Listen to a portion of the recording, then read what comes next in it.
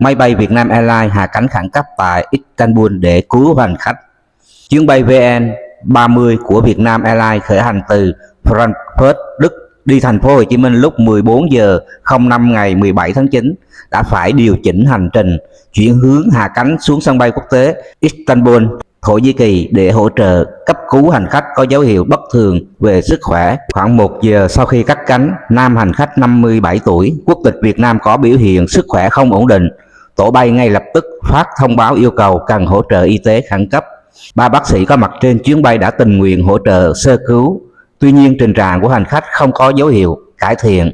Trước tình hình đó, cơ trưởng chuyến bay đã quyết định chuyển hướng hạ cánh khẩn cấp xuống sân bay Istanbul và thông báo cho bộ phận mặt đất triển khai phương án hỗ trợ y tế. Sau khi máy bay hạ cánh an toàn, hành khách được chuyển ngay đến cơ sở y tế địa phương để cấp cứu và điều trị.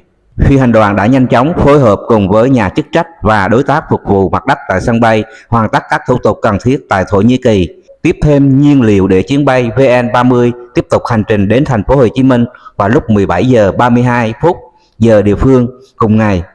Chuyến bay dự kiến hạ cánh muộn 3 tiếng 20 phút so với giờ dự kiến.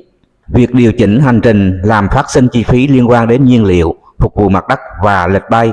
Tuy nhiên, hãng hàng không quốc gia luôn ưu tiên đảm bảo an toàn và sức khỏe cho hành khách trong mọi tình huống. Đây là một trong số nhiều trường hợp mà Vietnam Airlines đã điều chỉnh hành trình để hỗ trợ hành khách cần trợ giúp y tế. Trước đó, ngày 29 tháng 6 năm 2025, chuyến bay VN7569 từ Hà Nội đi Cam Ranh đã hạ cánh khẩn cấp tại sân bay Đà Nẵng để cấp cứu một hành khách. Ngày 5 tháng 5 năm 2025, chuyến bay VN35 từ Hà Nội đi Frankfurt, Đức cũng đã hạ cánh khẩn cấp tại sân bay Erzurum, Thổ Nhĩ Kỳ vì lý do tương tự.